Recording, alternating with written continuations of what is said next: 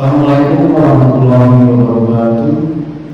Selamat pagi dan salam sejahtera untuk kita semua. Perkenalkan, nama saya Agus Hendrawan, STMSI. Saya dosen S1 yang mengampu mata kuliah Enterprise Resource Planning atau ERP pada program studi akuntansi Fakultas Ekonomi dan Bisnis Universitas Muhammadiyah Jakarta. Selamat datang pada video pembelajaran mata kuliah Enterprise Resource Planning atau yang dikenal dengan ERP. Video ini dibuat untuk memenuhi salah satu persyaratan sertifikasi dosen tahun 2026, yaitu pernyataan diri dosen dalam wujud kerja Tridharma Perguruan Tinggi atau PDD UKT di bidang pengajaran. Mata kuliah ini sangat relevan dengan cabang ilmu yang saya ampu, yaitu integrasi teknologi dan akuntansi. Adapun mata kuliah ini merupakan mata kuliah wajib pada semester 6 program studi S1 akuntansi Fakultas Ekonomi dan Bisnis Universitas Muhammadiyah Jakarta. Mata kuliah ini memiliki bobot 3 SKS dalam satu semesternya. Mata kuliah ini juga sangat relevan di era transformasi digital saat ini, karena hampir seluruh organisasi, baik perusahaan, jasa, manufaktur, rumah sakit, perguruan tinggi maupun instansi pemerintah mengelola proses bisnisnya menggunakan sistem informasi yang saling terintegrasi.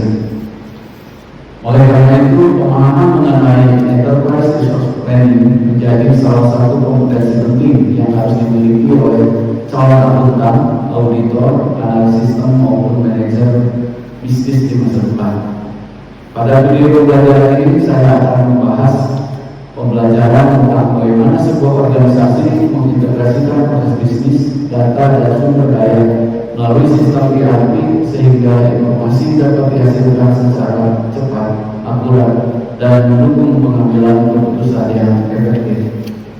Sesuai dengan rencana pembelajaran semester atau RPS, setelah mengikuti materi ini diharapkan mahasiswa mampu memahami konsep dasar Enterprise Resource Planning serta mengevaluasi bagaimana sistem informasi perusahaan dikembangkan dan dikelola sebagai bagian dari proses bisnis organisasi.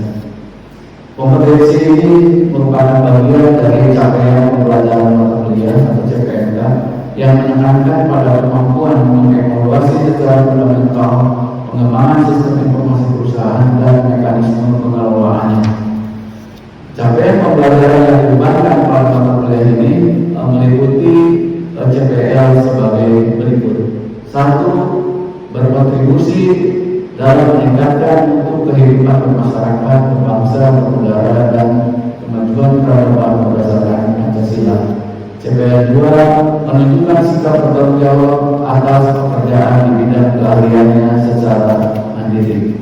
Kemudian CPL 3. Mampu mengkaji implikasi pengembangan atau implementasi ilmu pengetahuan teknologi yang memperhatikan dan menerapkan nilai humaniora sesuai dengan keahliannya berdasarkan kaidah tata cara dan etika ilmiah dalam rangka menghasilkan solusi gagasan desain atau kritik seni. 4. Mampu merekayasa sistem enterprise yang menyelaraskan pengerahan sumber daya dan kapabilitas organisasi dalam rangka menguatkan kredibilitas organisasi, menciptakan dan memelihara nilai organisasi, terutama perekayasaan sistem akuntansi yang menghasilkan laporan keuangan, laporan pajak, dan laporan pengungkapan lainnya yang diperlukan sebagai bentuk kesadaran etis dan kepatuhan terhadap hukum, regulasi, dan standar yang berlaku, dan perekayasaan sistem analitika yang menghasilkan pengetahuan bagi pembelajaran organisasi dan inovasi.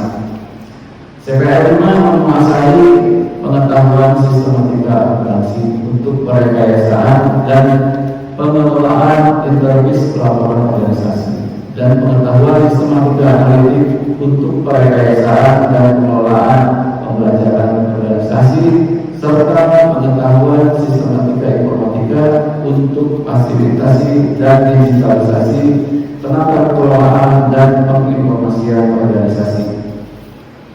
Kemudian materi yang akan diajarkan pada pembelajaran semester ini sebanyak 16 kali pertemuan, termasuk di dalamnya ujian tengah semester dan juga ujian akhir semester.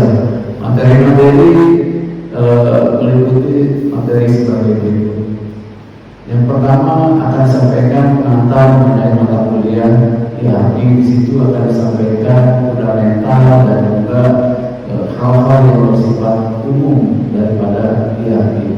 Pada pertemuan kedua akan dibahas mengenai keuangan dan akuntansi dalam IAP. Pertemuan ketiga mengenai sistem pembelian atau procurement. Kemudian pertemuan keempat mengenai sistem penjualan atau sales. Pertemuan kelima mengenai sistem persediaan atau inventory. Pertemuan keenam sistem produksi atau manufacturing. Nah, sesudah itu ada pertemuan ketujuh mengenai sistem sumber daya manusia atau human resources. Pertemuan ke-8-nya diisi dengan ujian tengah semester. Nah, kemudian setelah UTS akan dilakukan pertemuan berikutnya yang disampaikan diantaranya integrasi antara modul IAP, kemudian pengendalian internal dan audit IAP, dan pertemuan ke-12 IAP dan proses bisnis intelijen. Pertemuan ke-13 mengenai IAP, cloud, AI, dan digital transformation. Pertemuan ke-14 mengenai topik risiko kegagalan dan tantangan implementasi IAP. Pertemuan ke-15 topik mengenai IAP untuk startup, UMKM, dan industri muda. Dan ditutup pertemuan ke-16 adalah untuk ujian akhir semester atau UAS. Pembelajaran akan disampaikan melalui model diskusi interaktif dan studi kasus, di mana mahasiswa akan melakukan presentasi per kelompok, dan kelompok lain akan bertanya secara kritis, memberikan masukan ataupun koreksi. Kemudian dosen akan membahas secara lebih mendalam dan memberikan kesimpulan dari materi yang didiskusikan tersebut. Selanjutnya untuk capaian pembelajaran mata kuliah atau CPMK pada akhir perkuliahan ini ada juga, yaitu 1. Mampu mengevaluasi fundamental pengembangan sistem informasi perusahaan.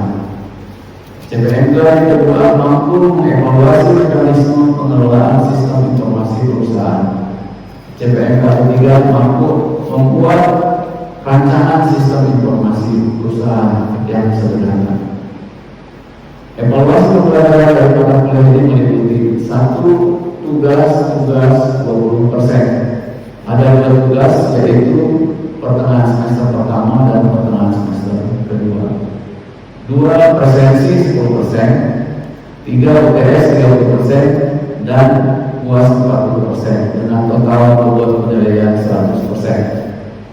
Berikut video interaksi saya dengan mahasiswa di kelas dengan mata kuliah IAP, yaitu akan disampaikan materi pengantar IAP. Nanti akan mengikuti pembahasan mengenai keuangan dan akuntansi, sistem pembelian, penjualan, persediaan, produksi, sistem SDM, kemudian integrasi antar modul, pengendalian internal, mengenai bisnis intelijen, kemudian digital transformation, risiko, dan IAP untuk startup serta industri modern. Itu saja yang dapat saya sampaikan. Baik, Assalamualaikum warahmatullahi wabarakatuh. Waalaikumsalam warahmatullahi wabarakatuh. Hari ini kita akan mempelajari materi yang merupakan salah satu materi wajib di dalam prodi S1 akuntansi, yaitu mengenai Enterprise Resource Planning atau IAP. Kenapa materi ini perlu, nanti kita akan pelajari tetapi sebelumnya mari kita awali dulu pertemuan kita dengan sama-sama berdoa dengan membaca basmalah. Bismillahirrahmanirrahim. Tadi sudah disinggung pentingnya IAP bagi ilmu akuntansi. Di era digital, jadi accounting bukan hanya industri laporan keuangan, mereka juga adalah partner yang mendukung pengambilan keputusan strategis di dalam bisnis, sehingga memerlukan tools ya, yang namanya ERP, memerlukan alat. Baik, integrasikan seluruh proses yang ada di sistem perusahaan ya. Karena seperti kita tahu, perusahaan pun juga sudah menggunakan sistem informasi yang modern ya, yang digital. Sehingga para akuntan pun juga harus memahami proses itu dan menguasai. Salah satu sistem informasi yang digunakan saat ini adalah ERP ya. Oke, apa itu ERP ya? Jadi ERP itu adalah sistem ya yang otomatis terintegrasi ya dengan berbagai macam software yang digunakan di perusahaan. Jadi nanti ERP akan mengintegrasikan berbagai fungsi seperti fungsi keuangan dan akuntansi, fungsi ERP untuk purchase ya, pembelian, penjualan, persediaan, produksi ya, dan sumber daya manusia ya.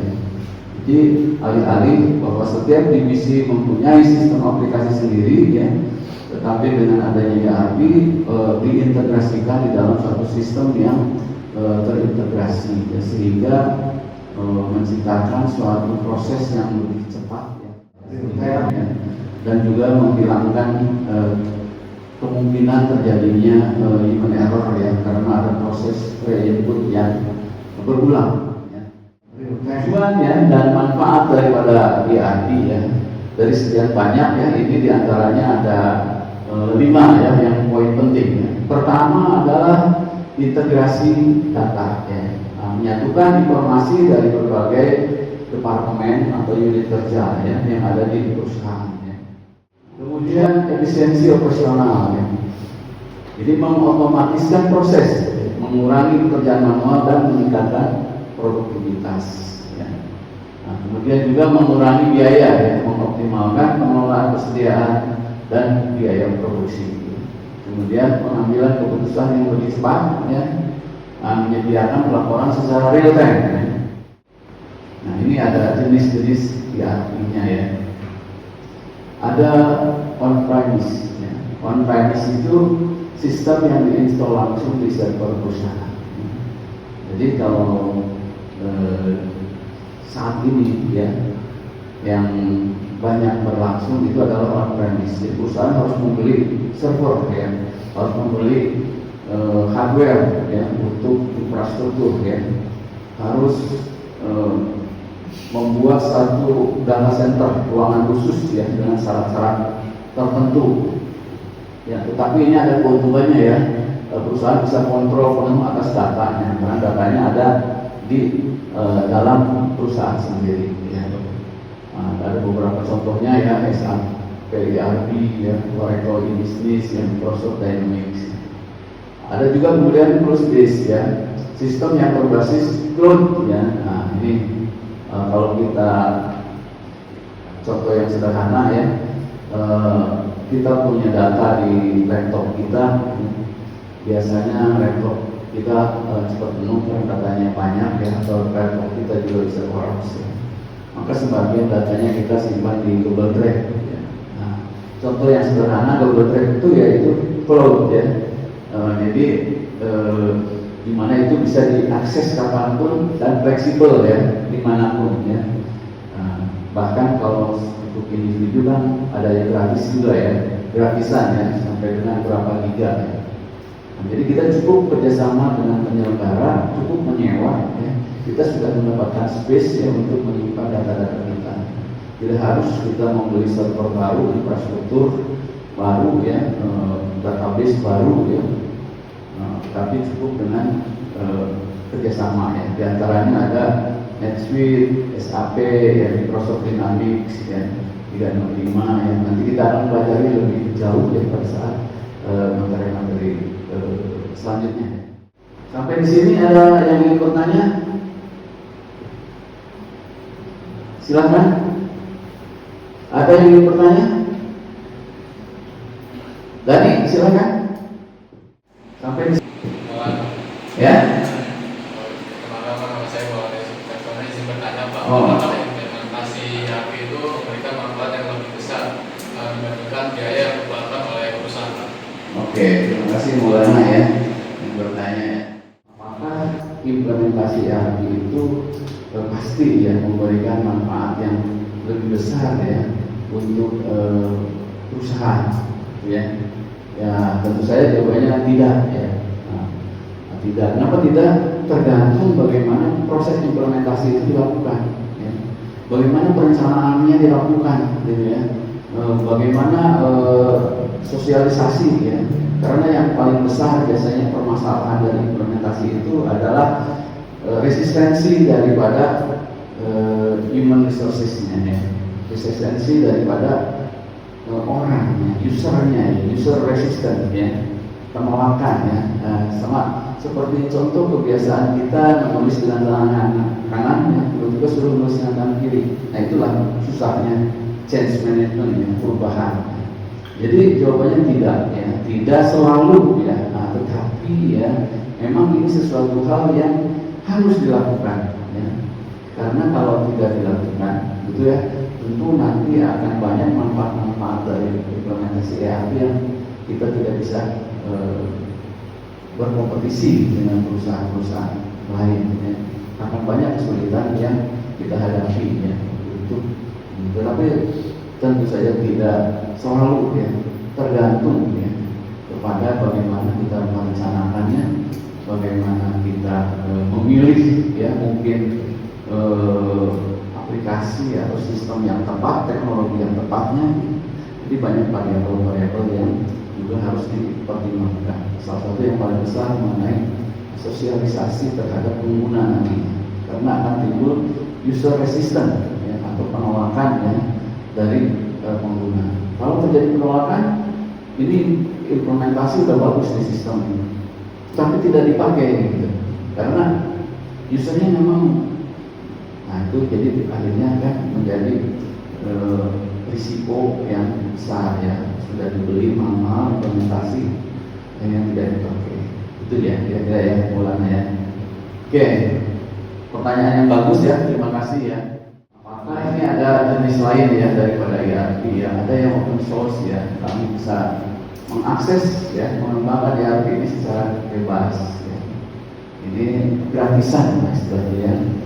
Kita bisa UMKM yang kecil-kecil yang baru beroperasi bisa menggunakan ERP yang free ya, yang open source ya. Ada Udu ya, ini sudah cukup memadai gitu ya. Ada ERP-net, ada Dolibar dan lain sebagainya. Kemudian juga ada yang hybrid ya. Hybrid ini gabungan antara on-premise dan cloud ya. Memberikan fleksibilitas tinggi tapi juga untuk manajemen yang rapi. Jadi hybrid ini dia punya dua-duanya. On-premise juga punya server di lokasi yang dimiliki oleh perusahaan, tapi dia juga punya kerjasama dengan penyelenggara cloud ya. Biasanya sebagai backup salah satunya ya. Salah satu sebagai main ya, sebagai utama, salah satunya kemudian sebagai backup ya. Sehingga apabila servernya terjadi kerusakan, crash dan sebagainya, maka datanya tidak akan hilang karena datanya sudah disimpan di backup di cloud ya. Nah ini bagaimana ERP bekerja ya. Nah ini salah satu ini contoh ya. Sales membuat sales order ya. Jadi kemudian sistem otomatis akan mengurangi stok persediaan ya. Jadi pada saat yang sama ya, begitu sales membuat sales order, stok di dalam catatan persediaan inventory akan langsung dikurangi ya. Kemudian sistem akan menghasilkan invoice ya. Sistem juga akan mencatat piutang ya. Dan secara otomatis sistem akan menjurnal ya. Baik itu ke pendapatan, ke harga pokok pembelian maupun ke persediaan ya. Semuanya terjadi dalam satu sistem ya, tanpa input ulang. Ada pertanyaan lagi? Mungkin dari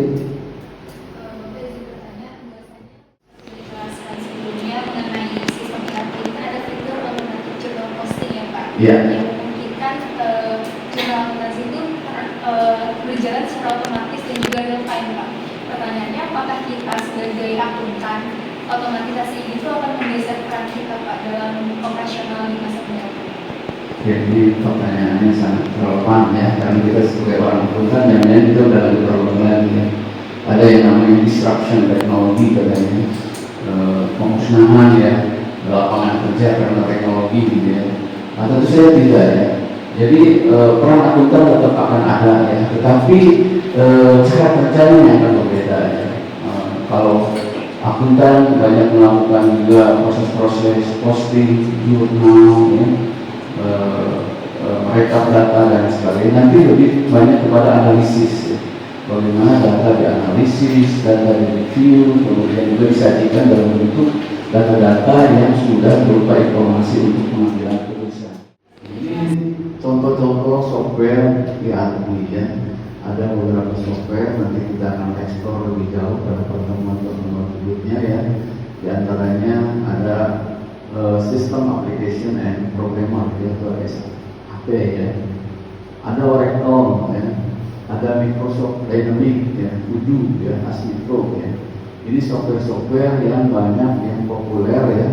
Biasanya perusahaan plug and play ya, tinggal beli pasang gitu ya. Nah, sama seperti kita membeli HP baru ya, handphone baru, softwarenya sudah ada ya. Tinggal kita menggunakannya. Nah ini yang penting ya, apa kaitan ERP dengan akuntansi? Kita sebagai mahasiswa yang prodi akuntansi harus memahaminya. Bagaimana akuntansi ya, berkaitan dengan ERP. Nah ini yang pertama, ERP mengotomasi ya, proses akuntansi. Jadi dalam ERP setiap transaksi operasional langsung menghasilkan jurnal otomatis. Contohnya pembelian ya, otomatis ada debit persediaan, kreditnya utang apabila pembeliannya secara kredit ya, atau non tunai. Kemudian penjualan juga sama ya. Kalau kita melakukan penjualan, maka sistem akan otomatis membuat penjurnalan debitnya piutang, kreditnya pendapatan atau sales ya, tergantung SOP-nya, langsung ke pendapatan atau ke revenue ya, ke sales ya.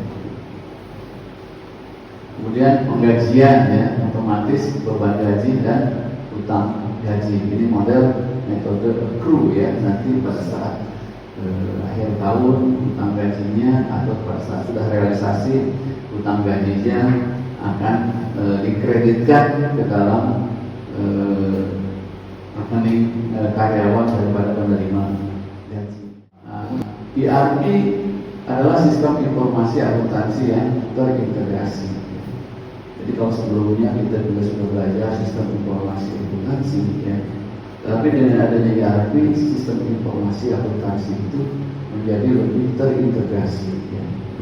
Kalau biasanya sistem informasi akuntansi merupakan modul yang berdiri sendiri ya, nanti yang akan mengkolek ya data yang dari bagian-bagian terkait, dari pembelian kolek data, dari persediaan kolek data ya, dari sales kolek data ya, sehingga nanti ada satu database yang terkumpul ya, berupa sistem informasi akuntansi ya, atau management information system ya, juga sama ya, merupakan data-data yang dikolek, diinput ulang ya, ataupun di-upload juga bisa ya, dan seperti itu ya. Nah sementara dengan adanya konsep ERP ya, begitu transaksi operasional ya, masuk secara otomatis dan laporan akan tergenerate ya, secara real time ya, pada saat yang sama. Jadi tidak ada lagi rekap manual, tidak ada lagi input manual, tidak ada lagi Excel yang terpisah ya, sehingga bisa menghilangkan risiko mismatch ya, selisih data. ERP juga mendukung pengendalian internal ya. Karena ERP menyediakan segregation of duty ya, di dalam sistem ERP itu ada pembagian tugas ya, wewenang ya, kemudian ada akses kontrol ya, yang di sedemikian rupa ya, sehingga tidak semua orang bisa akses ke dalam sistemnya. Ada audit film atau jejak audit, ya. Kemudian juga ada log aktivitas user, ya. Ada approval flow, ini yang sangat penting, ya, untuk mencegah fraud, mendukung audit internal dan eksternal, kemudian juga compliance, ya. Kepatuhan terhadap SAK, ya, dan SOX, ya. Mungkin materi yang saya sajikan walaupun sebetulnya masih cukup banyak, ya. Nanti kita sambil jalan kita akan ekspor pada pertemuan berikutnya, ya. Kita cukupkan, ya, sampai di sini, ya, materi kita untuk pertemuan hari ini, ya. Terima kasih juga atas kehadirannya. Oke, baik, kita akhiri pertemuan kita hari ini. Mari kita berdoa sama-sama dengan membaca hamdalah. Alhamdulillahirabbil alamin. Wabillahi taufiq wal hidayah. Wassalamualaikum warahmatullahi wabarakatuh. Waalaikumsalam warahmatullahi wabarakatuh. Baik, demikian deskripsi singkat video pembelajaran dengan materi sebagaimana kuliah yang saya ambil.